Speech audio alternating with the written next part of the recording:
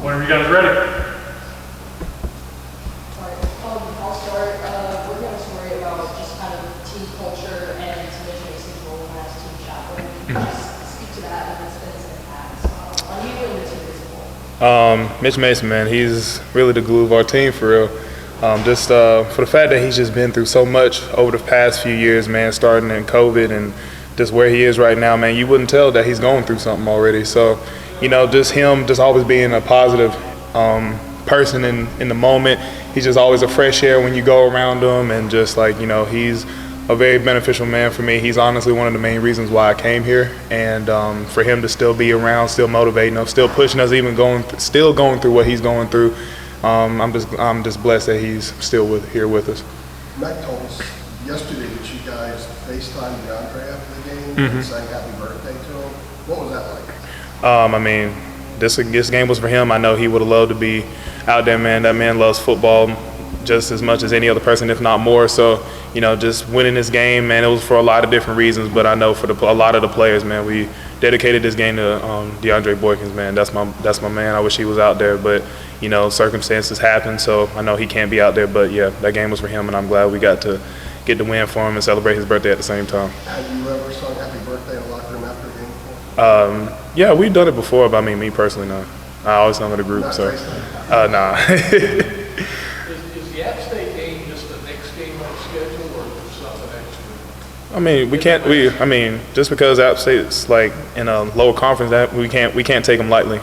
It's to the point where in the society of college football, man, you can grab any player that you want, and it can still be a threat. So this is not just the next game. This is a threat just as any other. This is another game, just like, opening with South Carolina. We can't treat these guys lightly, man. And then obviously, the results of last year, that was not acceptable for who we are. And so, App State, man, we were watching very closely, just as we would with any other team. We just got to be ready to play, show up and play just like any other game. Is redemption going to be on the defense's mind from that performance that you guys had last year in Louisville? Oh yeah, most definitely, man. Oh yeah, most definitely. We were. I feel like last year was just it was very disrespectful for us to allow them to come back into the game in the fourth quarter like they did, and so we're definitely taking that responsibility and that challenge on our shoulders and not allow that to happen again. And of course, we still got a lot left to learn from it, and we still got a lot left to learn going into this week. Still installing some stuff to get ready to face App State. And I know they're going to bring our best, and I feel like we're going to bring ours as well. How are you guys communicating about that? Say it again. How are you guys communicating about that? Is it like 40 points in the quarter, or is it? What are some of the maybe key phrases that you guys are using to just remind each other? I wouldn't even say we have key phrases. We just understand it's just like, we put on a great display of what our defense was capable of doing last week, and we're aiming to replicate that. We're not perfect. We made mistakes, and we're still aiming to continue to progress as a defense. But I don't really think there's any key points. We just got to do what we do and, just focus on the little things to continue to get better. It's just just to back up on that. It's just something you guys just know. So you don't need the key phrase. It's something that's already what's understood and isn't to be said. When you look at the film on App State, and obviously, playing against some matchups, what are some of the things offensively that they do well? What are some of the things what are some of the challenges that they may present as well? I feel like right now, even though they changed offensive coordinators, they're still a powerful team in the run game. In terms of outside zone, they are very heavily related into the pistol formation, and so it's just like them running inside zone, outside zone, split zone. They're just a very run dominant team, heavy in 12 personnel, so they're not afraid to use their tight ends, and so they're a very gritty team, and they haven't been changed. Doesn't matter what offensive coordinator goes through their program, they still find a way to establish a strong run game, and then I feel like that's what's going to be their focal point on this weekend as well.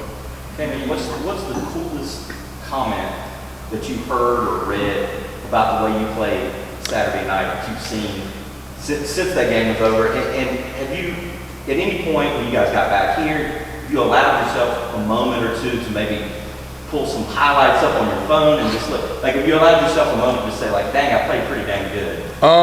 There's not really necessarily any particular comments. I've gotten a lot of support, got a lot of praise.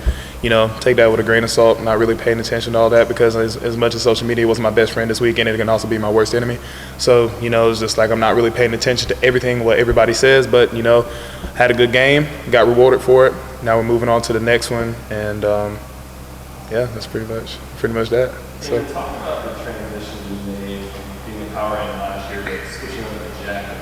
Do you feel a little bit more comfortable in the jack position with your ability to rest last year? The difference in between the two is not really a lot. The difference is what people make it out to be. I just feel like, just for me, I do feel more comfortable in the jack position to start off to answer your question. But I just feel like playing style-wise, being able to rush the passer, also me dropping in coverage as well as just establishing the edge. I feel like that was just kind of like where I feel my most comfortable anyway. I like to work myself in space, whether that's pass rushing, dropping in coverage, which I feel like I've done a better job in. So it's just like me operating in space is something I feel like that came naturally to me, and now they finally put me in a position in the jack room to allow me to do a balance in between the two. I feel like it just naturally came to me, and I feel like now I am more comfortable in this position. Talking with Matt and Drake and a bunch of other guys, they mentioned how throughout the spring and fall, you were one of the guys that just no one could block, and you were getting back the whole time. Is how excited or ready for you to display that in a game action and outside of that? I was excited. I really was. Just the only thing is just like I didn't really treat it any other way. I've been here for a little bit, so it's not really like a nervousness. I feel like for me personally, this doesn't work for everybody, but I apply this to myself. I feel like nervousness is a way of showing unpreparedness, and I feel like for the first time in my career that I wasn't that nervous going into the first game.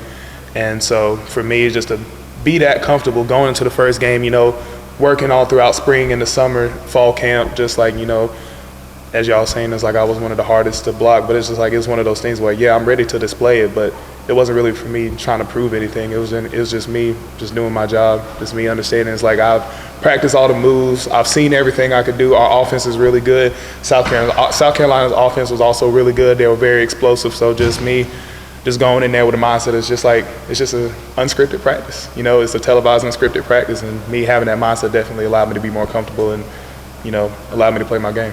Gene was telling us yesterday that you all have pass rush ID, and he was talking about the way you have built yours. Like, what has that process been like? I mean, not giving away, the secrets of it, but how have you gone about doing that? And he was saying, I think, the last 8 months, just come into your own. In that respect. So what goes into that? Honestly, just confidence in film study. I feel like confidence is something that I've been missing from my game for a long period of time. And of course, film study comes with just being a football player, being a student athlete in general. So just constantly seeing what kind of keys, what kind of indicators are the offensive linemen are giving me, what kind of setter are they, and just being able to compartmentalize on which each and every one of them do.